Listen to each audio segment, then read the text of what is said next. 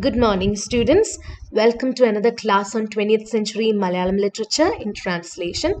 So, we have been learning Roots by Malayattoor. You already might have watched one video on it. So, if you haven't watched that, I advise you to stop this video right here and watch that video first. So, in the last class, we discussed about Malayattoor Ramakrishnan, and we learned an introduction to Roots. We learned what the novel is all about. This is a magnum opus of Malayattoor Ramakrishnan, a semi-autobiographical novel about the life of a civil servant and his trauma when he's forced to sell his ancestral land. So that is the theme of the novel. So we see the protagonist Rekhu living his urban life in Trivandrum with his high society wife Geeta, and we see the differences between the familial setups of Rekhu and Geeta, how Geeta belongs to a high society and how Geeta spends her time with the women's club, and how her life is all about keeping up pretensions of social appearances.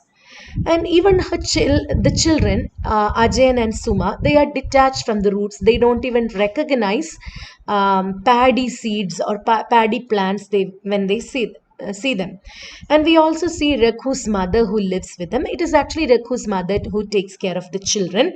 The plan Geeta has now is to construct a 4,500 square feet house just to show off. And for Rekhu to fund it, she wants him to sell his ancestral land in Palakkad.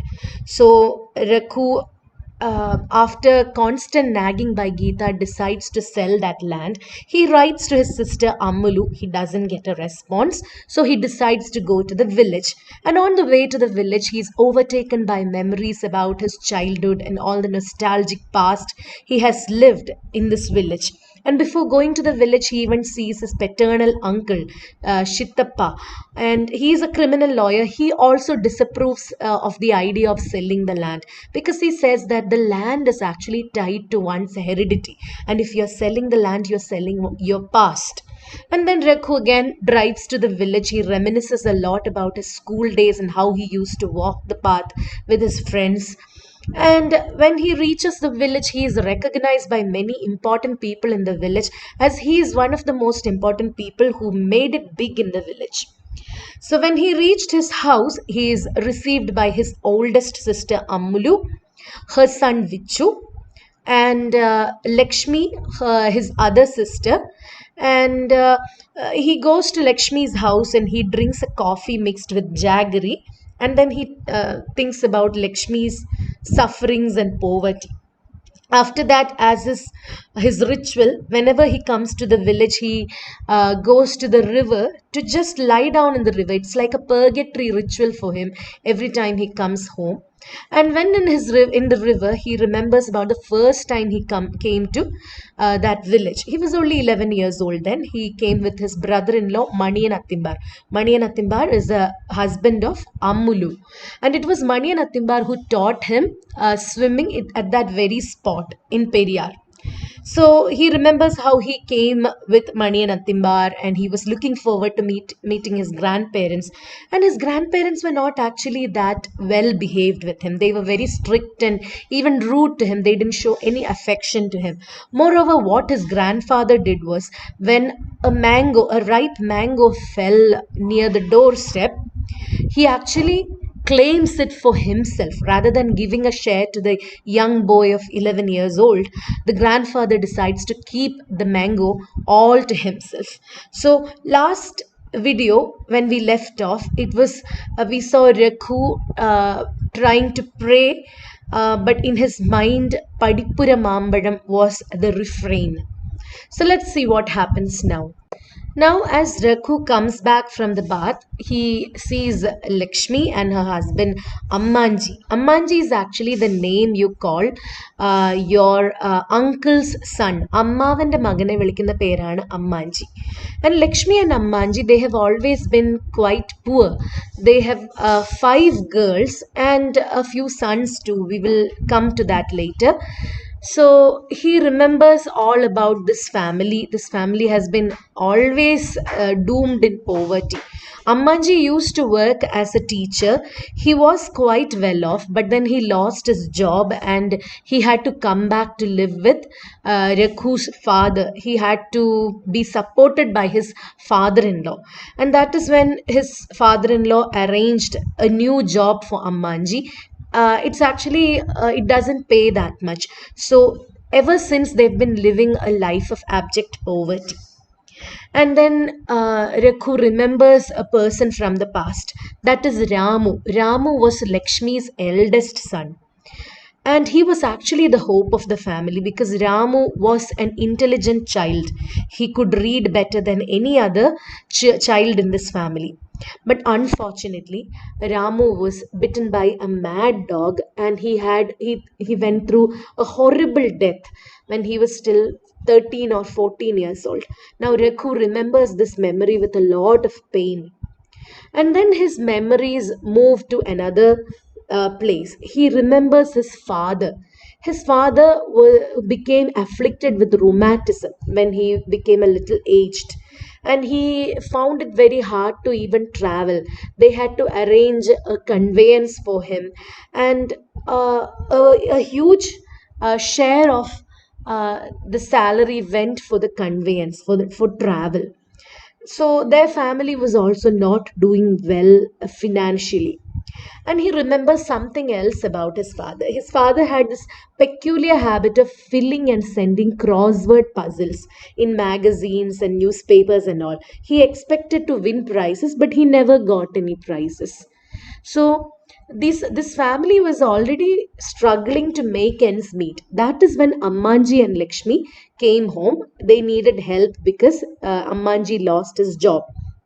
And the father in law helped the son in law to get a position in the local school as a teacher.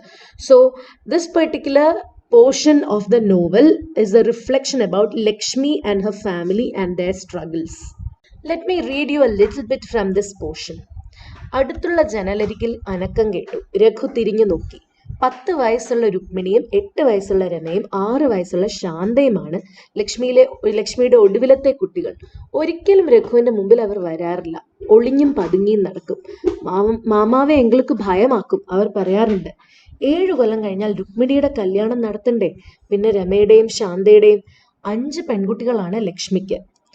മൂത്ത കുട്ടികൾ മീനുവും അനസൂയയും വിവാഹിതരായി. അതിനുവേണ്ട ധനസഹായം ചെയ്തത് താനായിരുന്നു. ഗീത ഒരിക്കൽ പറഞ്ഞു, അവൾക്ക് ഒരു പെൺകുട്ടിയെ കൂടെ പ്രസവിക്കണമെന്നുണ്ടെങ്കിലും സാധ്യമല്ലെന്ന്. എന്താ പ്രയാസം, ഞാൻ സഹായിക്കുമല്ലോ എന്ന് തമാശയായി താൻ മറുപടി പറഞ്ഞപ്പോൾ അവൾ പുഞ്ചിരിക്കാൻ കൂട്ടാക്കിയില്ല. നിങ്ങൾക്കിനി എത്രയോ പെൺകുട്ടികളുടെ വിവാഹം നടത്താനില്ലേ എന്നാണ് അവൾ ചോദിച്ചത്. രുക്മിണിയെയും രമയെയും ശാന്തയെയും അവൾ ഓർക്കുകയായിരുന്നു. So you saw the names of 5 girls of Lakshmi: Meenu, Anasuya, Rukmini, Rama, and Shanta. And then somebody is coming to the house. Knim knim. Cycle bell kettu. Shuppanakkum vichu parnju. So we see another person, Shuppan. Shuppan is Lakshmi's third son. See, and he had an elder brother, Rashu.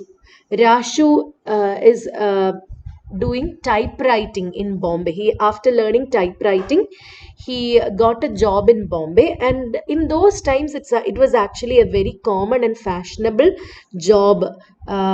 So the people who used to do this job, it was said that typewriting പഠിച്ച ശേഷം ബോംബെക്ക് പോകുന്നവരെ പറ്റി നാട്ടുകാർ പറയാറുള്ളത് ബോംബെക്ക് കൊട്ടാൻ പോയി എന്നാണ്. So you see, Lakshmi actually gave birth to 8 children. So the first one was Ramu, who died, and then there is Rashu, Shuppan, then Meenu, Anasuya, and these girls, Rukmini, Rama, and Shanta. So 3 boys and 5 girls. So you see the ordeal which Lakshmi has to undergo with that meager amount of money which Ambanji earns. She has to take care of this huge family. In the next chapter of the novel, Rekhu falls into reflections about his oldest sister Ammulu. Now, Ammulu came to her grandparents' house at the mere age of 8. So, she was a young girl of 8 years old when she was sent to her grandparents' house to help them. And she has been living there ever since. but they never treated her with any love or affection. They never even had her eat with them, have lunch or dinner or any kind of food with them. They actually treated her kind of like a servant without a pay. And then when she had turned 13, it was time to marry her off according to the customs of the day. Now the grandfather thought if they married her off to a government servant, Ammulu would go away from them, so they would lose a person to help them when in their old age. So they've found this person, Manian Attimbar. Manian Attimbar worked as a cook in a palace. Now, as he's a cook, they just thought that he would live with them forever. Now, Manianathimbar, he worked as a cook, and then when he got afflicted with pneumonia, he couldn't go to work in the palace. And when he recovered, even Ammulu told him not to go back to the palace as a cook. They decide to start some kind of a business together. Now the grandfather helped them. He gave them some money to buy cattle and to live by the income gained from the cattle. So he started off, Mani and Attimbar and Ammulu, they started off as cattle farmers. But Attimbar worked really hard and he earned all that he has today. Now they are actually quite well off. Now, Rakhu tries to talk to both of them about his plans to sell the ancestral property. And both Attimbar and Ammulu, they voice their strong disagreement about the decision. And they are also concerned that Rakhu is also going the same way as his father, because his father did not have any savings and he even wasted away the ancestral land. They warned Rakhu that that should not happen to you too. So when he is thinking about Ammulu, he also thinks about Ammulu's eldest child. Her name was Chellakutti. Chellakutti was actually a special needs child. And she was very cute and round and bubbly. And Chellakutti was Rakhu's favorite when Rakhu was a young boy.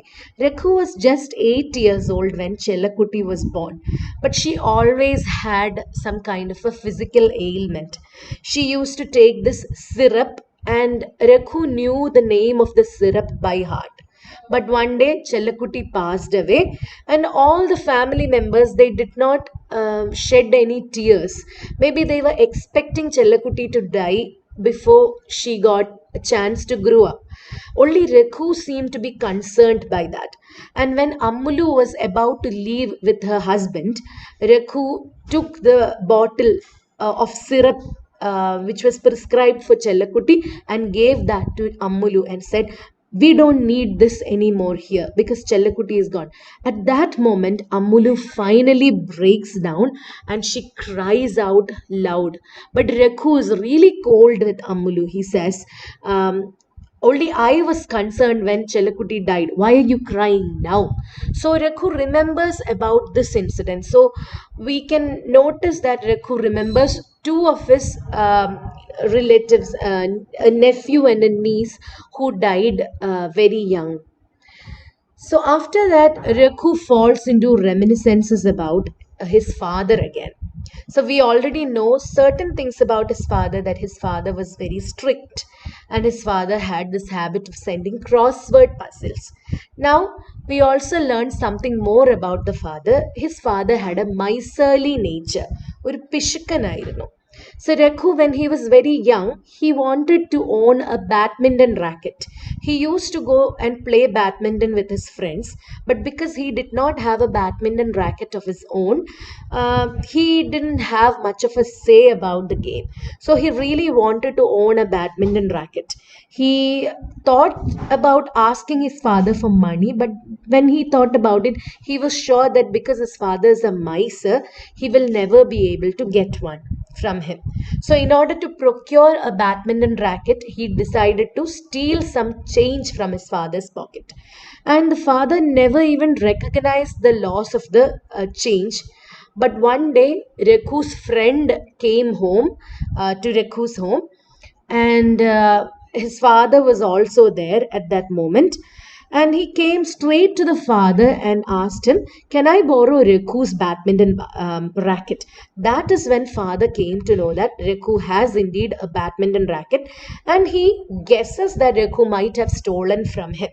And when he found out, he was given due punishment for that. So let me read to you the progress of Ammulu and Mani and Attimbar from humble beginnings.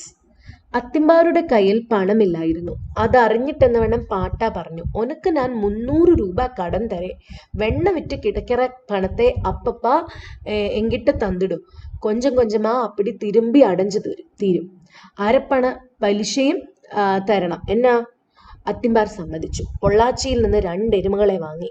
11 വയസ്സുള്ളപ്പോൾ താൻ നാട്ടിൽ വന്ന കാലത്ത് അത്തിമ്പാർക്ക് തരക്കേടില്ലാത്ത ഒരു പാൽ, തൈര്, വെണ്ണക്കച്ചവടം ഉണ്ടായിരുന്നു. നന്നേ വെളുപ്പിന് അത്തിമ്പാർ ഉണരും. നേരം വെളുക്കോളം തൈര് കടയും. പരുത്തിക്കുരുവും പിണ്ണാക്കും അരയ്ക്കും. പുലർച്ചയ്ക്കൊരു പതിവുകാരൻ ക്രിസ്ത്യാനി വരും. പട്ടാണി എന്നാണ് അയാളെ ആളുകൾ വിളിച്ചിരുന്നത്. വൃത്തികെട്ട മടിക്കുത്തിൽ നിന്ന് പട്ടാണി 4 അണയും 1 അണയും 4 അണയും ഒക്കെ കുടഞ്ഞിടും. ക്രമേണ എരുമകളുടെ എണ്ണം വർദ്ധിച്ചു. മണിയൻസ്വാമി പച്ച പിടിച്ചു വരുന്നു, നാട്ടുകാർ പറഞ്ഞു. അക്കാലത്ത് തിരുവനന്തപുരത്ത് ക്ലാർക്ക് ജോലി നോക്കിയിരുന്ന അമ്മാഞ്ചിക്ക് ഈ എരുമ വളർത്തലിനെ പറ്റി ലേശം പുച്ഛമായിരുന്നു. അമ്മാഞ്ചി പറഞ്ഞത്രേ, "ഇന്ത എരുമത്തൊഴിൽ ഒരു ഡർട്ടി ബിസിനസ് ആക്കും." പക്ഷേ ഈ ഡർട്ടി ബിസിനസ്സിൽ നിന്നാണ് ഇന്നുള്ള മുതലാകെ ഉണ്ടായത്. കുറെ കാലം മനക്കിലെ പറമ്പുകൾ അത്തിമ്പാർ പാട്ടത്തിന് നടന്നു. ഏതാനും മാസങ്ങൾ ഒരു പലചരക്ക് കട നടത്തി. പറമ്പിന്റെ തെക്ക് ഭാഗത്ത് അച്ഛൻ 1 ഏക്കർ സ്ഥലം ഇഷ്ടദാനം നൽകിയതിനെ തുടർന്ന് അത്തിമ്പാരുടെയും അമ്മുലുവിന്റെയും ഉയർച്ച ആരംഭിച്ചു. തെക്കേ ചായ്പിൽ പാട്ടാവിന്റെ വീട്ടുവേലക്കാരിയായി കഴിഞ്ഞിരുന്ന അമ്മുലു, എല്ലാവരെയും ഭയന്ന് ആരെയും എതിർക്കാതെ കഴിഞ്ഞിരുന്ന അമ്മുലു എന്നേക്കുമായി അപ്രത്യക്ഷയായി. വാചാലയും സ്വാഭിപ്രായം വെട്ടിത്തുറന്ന് പറയുന്നവളുമായ ഒരു അമ്മുലു ഉദയം ചെയ്തു. കറിക്ക് നുറുക്കാൻ മാത്രമല്ല, കൃഷിപ്പണി ചെയ്യാനും തനിക്ക് കഴിയുമെന്ന് അവൾ തെളിയിച്ചു. എന്തൊരു ആത്മവിശ്വാസമാണ് അവൾ പ്രദർശിപ്പിച്ചത്! അവളുടെ സാമർഥ്യവും ധൈര്യവും കൊണ്ടാണ് ചവയ്ക്കാവുന്നതിലേറെ വിഴുങ്ങാനും ഇന്നത്തെ നിലയിലെത്താനും കഴിഞ്ഞതെന്ന് മടി കൂടാതെ അത്തിമ്പാർ പറയാനുണ്ട്. ഇത് പോരാഞ്ഞിട്ടെന്ന് വേണം അമ്മുലു ഇടയ്ക്കിടെ ഉദ്ഘോഷിക്കും, "ഞാൻ ഒരുത്തി ഇല്ലാവിട്ടാൽ ഇതൊന്നും നടന്നിരാത്." ശരിയാണ്, അച്ഛൻ നൽകിയ ഭൂമിയിൽ വീട് പണിയാൻ അത്തിമ്പാരെ പ്രേരിപ്പിച്ചത് ഇവളാണ്. അച്ഛന്റെ കാലശേഷം സരസ്വതിയുടെ വിവാഹത്തിന് വേണ്ടി പണയപ്പെടുത്തിയ കത്തനാർ പറമ്പ് പണയബാധ്യത കൊണ്ട് വിലയ്ക്ക് വാങ്ങാൻ അത്തിമ്പാർക്ക് ധൈര്യം കൊടുത്തത് അവളാണ്. പെരിയപ്പാവിന്റെ 25 ഏക്കർ വരുന്ന കിഴക്കേ പറമ്പ് വാങ്ങുകയെന്ന മഹാത്ഭുതം നടന്നതും അവളുടെ ശുഭാപ്തി വിശ്വാസം ഒന്നുകൊണ്ട് മാത്രമായിരുന്നു. 3 ഗഡുക്കളിലായി അവൾ അതിന് വില നൽകി തീർന്നു. ഇന്ന് നാട്ടിലെ ഏറ്റവും നല്ല കൃഷിസ്ഥലം ആ കിഴക്കേ പറമ്പാണ്. ഒരു പമ്പ് സെറ്റ് സ്ഥാപിച്ച് വെള്ളം അടിച്ചു തുടങ്ങിയപ്പോൾ അതിൽ കനകം വിളഞ്ഞു തുടങ്ങി. നാട്ടുകാർ പറയാറുണ്ട്, അമ്മുലു അമ്മിയാരുടെ ചരടുപിടുത്തമില്ലായിരുന്നെങ്കിൽ പാവം മണിയൻസ്വാമി എന്ത് ചെയ്തേനെ. ഇത് കേൾക്കാൻ അമ്മുലുവിന് ഇഷ്ടമാണെന്നും അത്തിമ്പാർക്ക് അവളെ ലേശം ഭയമാണെന്നും ആണ് എന്റെ പക്ഷം. Now Rakhu comes to Lakshmi's house to sleep for the night. So we have to note that Lakshmi and Ammulu are neighbors too. But Lakshmi stays in the ancestral house, an old house actually. It has to have a lot of maintenance work done. And Ammulu, who is now well off, she has her own big house at the moment. So as Rakhu comes to Lakshmi's house, Rakhu and Lakshmi and Ammanji start talking to each other. And Ammanji gives Rakhu some news from the neighborhood. Like in their yard, there is a coconut tree, a Gauli Patra coconut tree. This was a coconut tree originally planted by Rakhu. Ammanji gives the happy news that coconut tree is harvesting a lot these days. It is yielding a lot of fruit these days. And then he gives another piece of news from the neighborhood. So that is about Kittumani. Kittumani is an educated man in the village. So there was this a beautiful and wealthy young lady in this village named Arundhati.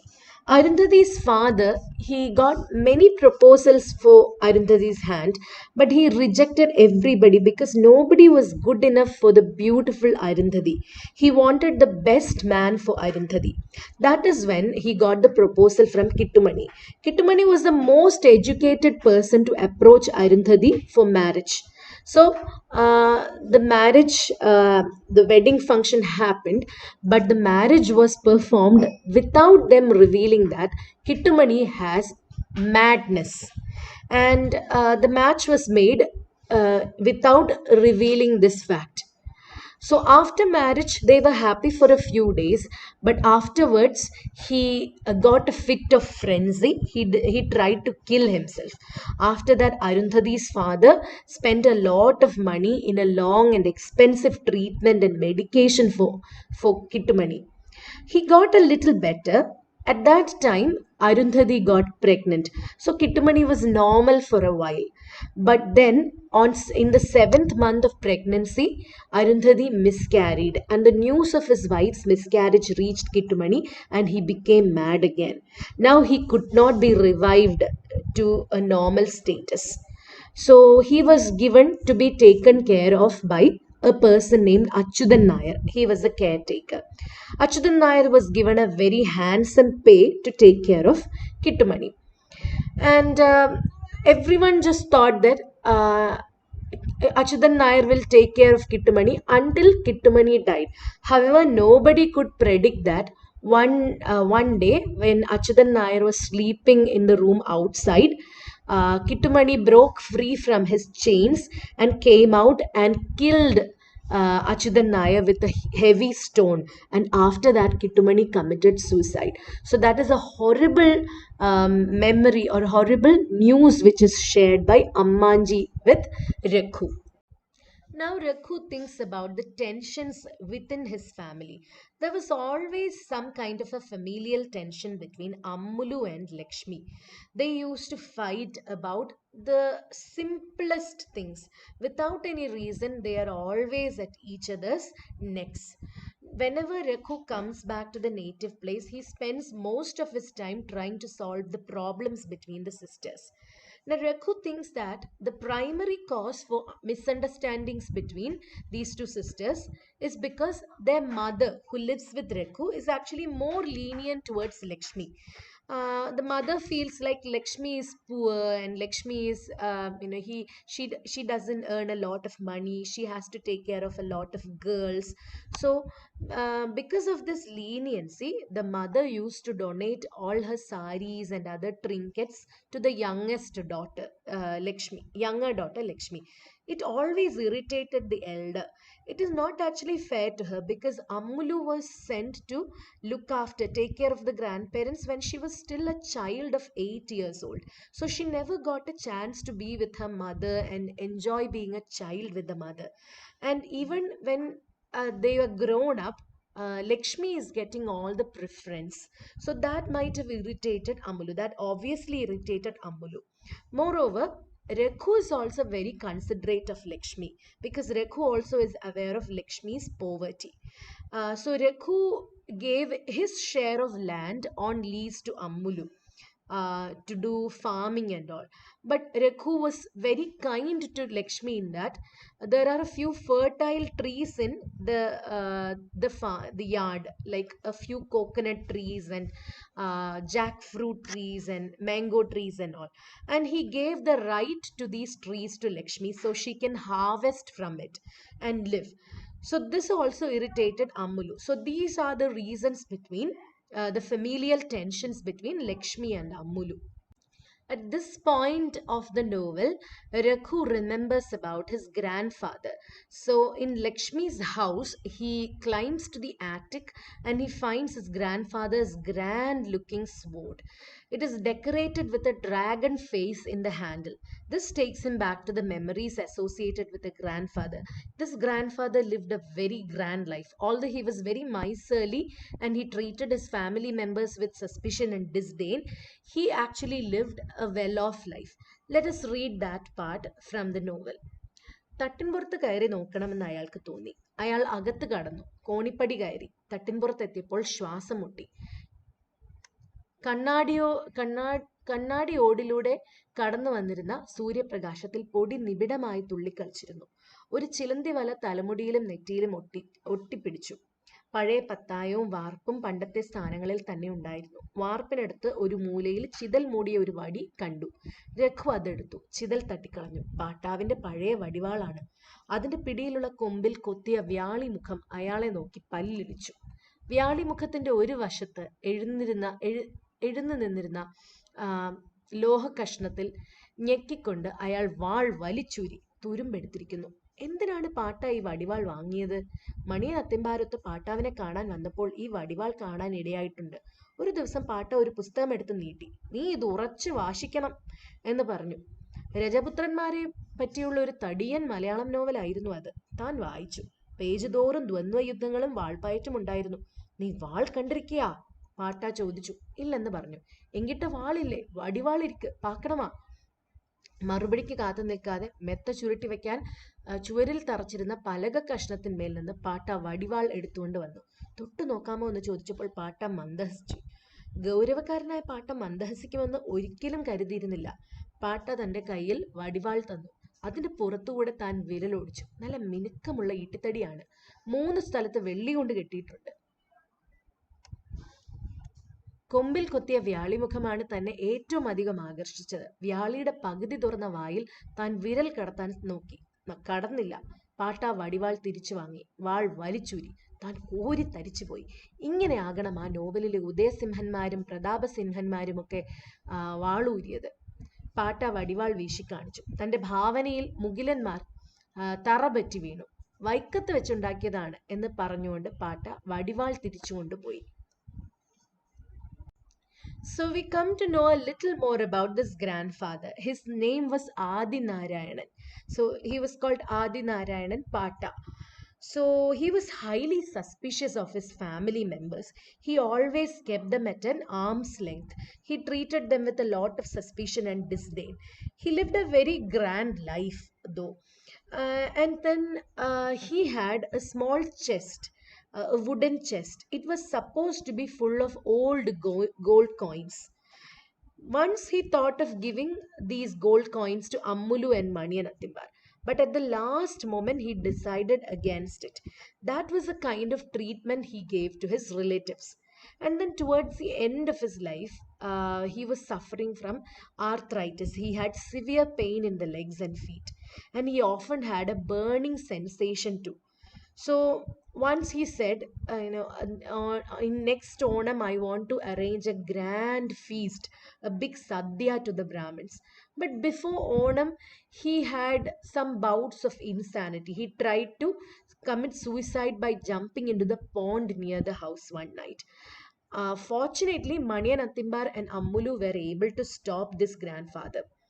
And the grandfather was chanting that he kept on chanting that he had this belief that there is a mythical treasure near the pond, and he wanted to guard the treasure and take it for himself. That's why he was trying to jump into the pond. But we don't know that for sure. Maybe he was going a little insane because of senility, because of old age. Now Ammulu has had it. Ammulu doesn't want to take care of grandfather anymore. If something happens to grandfather, the grandfather's sons and daughters would accuse Ammulu. So Ammulu informed her father's eldest brother to come and take this grandfather away. So grandfather went away with Periyappa, Ammulu and Riku's paternal uncle. So because it was no longer safe for them to look after the old man. So Pata left, but unfortunately the news of his death arrived to the family very soon. So he is presumed to have committed suicide by jumping into the temple pond near Periyappa's house. But there were suspicions about this death, whether this was a murder to get into his treasure and wealth and all.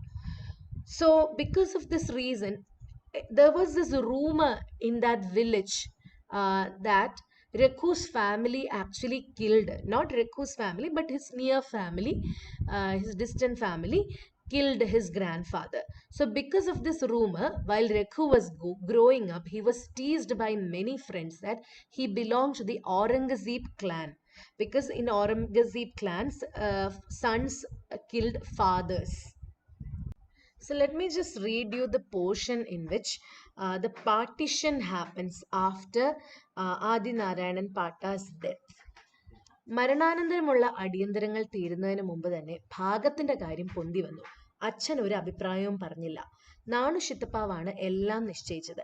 ടൗണിലുള്ള വസ്തുക്കളും നാട്ടിലുള്ള കിഴക്കേ പറമ്പും പെരിയപ്പാവിന് കിട്ടി. നാട്ടിലുള്ള വീടും പറമ്പുകളും അച്ഛന്റെ വീതത്തിൽപ്പെട്ടു. പാട്ടം കിട്ടുന്ന നെൽപ്പാടങ്ങൾ തുല്യമായാണ് പങ്കിട്ടത്. പാട്ടിയുടെ മാലകളും നിലവിളക്കുകളും മംഗളവും കനകവും പങ്കിട്ടെടുത്തു. ഒരു നിലവിളക്ക് കിട്ടിയാൽ കൊള്ളാമെന്ന ആഗ്രഹം അമ്മുലു പ്രകടിപ്പിച്ചു, പാട്ടാവിന്റെയും പാട്ടിയുടെയും ഓർമ്മയ്ക്ക് വേണ്ടി. പക്ഷെ മംഗളം തീർത്ത് പറഞ്ഞു, മുടിയാത്. ഭാഗം വെച്ചത് പൂർവകമായില്ലെന്നും മറ്റും ചില ആളുകൾ അഭിപ്രായപ്പെട്ടു. വസ്തുക്കളുടെ വില നോക്കിയാൽ ടൗണിലെ വസ്തുക്കൾക്കാണ് മുൻതൂക്കമെന്ന് അവർ ചൂണ്ടിക്കാണിച്ചു. അച്ഛൻ ഒന്നും പറഞ്ഞില്ല. ഭാഗം നടന്ന ശേഷം അച്ഛൻ ഒന്നിച്ച് താൻ നാട്ടിൽ വന്നു. മുൻവശത്തെ മുറി ഒഴിഞ്ഞു കിടക്കുന്നത് പോലെ തോന്നി. പെട്ടെന്ന് തനിക്ക് പാട്ടാവിന്റെ വടിവാളിനെ കുറിച്ച് ഓർമ്മ വന്നു. നേരെ ചെന്ന് മെത്ത ചുരുട്ടി വെക്കുന്ന പലക കഷ്ണത്തിന് അടുത്തേക്ക് തപ്പി നോക്കി. വടിവാൾ അവിടെ തന്നെ ഉണ്ടായിരുന്നു. യാത്ര തിരിക്കുമ്പോൾ അമ്മുലു അച്ഛനോട് പറഞ്ഞു, പാട്ടാ കയ്യിലെ പിച്ചളപ്പെട്ടി നിറയെ പവനുണ്ടായിരുന്നു. അത് ഭാഗത്തിൽ വരലേ? അച്ഛൻ രൂക്ഷമായി അമ്മുലുവിനെ തുറച്ചു നോക്കി. ഇന്നും അമ്മുലു പറയാറുണ്ട്, ആ പവൻ മുഴുവനും പെരിയപ്പ എടുത്തു കാണുമെന്ന്. പെരിയപ്പ പറയുന്നത് മറിച്ചാണ്. അമ്മുലു അതൊക്കെ തട്ടിയെടുത്ത് കാണും. പാട്ട കയ്യിലെടുത്ത് പോകുന്നത് ഒഴിഞ്ഞ പിച്ചളപ്പെട്ടിയല്ലെന്ന് ആർക്കറിയാം? എരുമകളെ കറന്ന് പണമുണ്ടാക്കിയാൽ എത്ര തന്നെ ഉണ്ടാക്കാം. ആ പവൻ വിറ്റ് കാശാക്കിയാലേ മണിയനും അമ്മുലുവും ഗൃഹസ്ഥരായത്. സ്കൂൾ ഫൈനൽ ക്ലാസ്സിൽ പഠിക്കുമ്പോൾ കുട്ടികൾ കൊള്ളിവാക്ക് പറയുമായിരുന്നു, നിങ്ങൾ അപ്പനെ കൊന്നവരല്ലേ? അപ്പോഴെല്ലാം താൻ അവരെ കയ്യേറ്റം ചെയ്യാൻ ഒരുമ്പെടുപ്പായിരുന്നു. അവർ ഓടിക്കളയും, അപ്പനെ അല്ലടാ അപ്പൂപ്പനെ എന്നോർത്തുകൊണ്ട്. ഈശ്വരയ്യർ എപ്പോഴും പറയുമായിരുന്നു, ആദിനാരായൺ പാട്ടാവിന്റെ കുടുംബം ഔറംഗസീബ് വംശമാണെന്ന്. മക്കൾ അച്ഛനെ സംഹരിക്കുന്ന വംശമെന്നാണ് അദ്ദേഹം അർത്ഥമാക്കിയത്. So here we see how Ammulu, I really feel for that character because she took care of this old couple since she was a child, and all she wanted was one lamp in her heritage. But she was denied even that by her aunts Mangalam and Kanagam. She didn't even she deserved much more than this. She seems to be a wronged character. She doesn't get recognition from anywhere. She's a brilliant lady. It is because of her planning that her family status has improved, the financial status has improved. But in spite of that, she doesn't get recognition from her extended family. So here I would like to stop the class for today. So we will discuss the rest of the novel in the next lesson. Thank you so much for listening to me till the end. Have a nice day. Bye.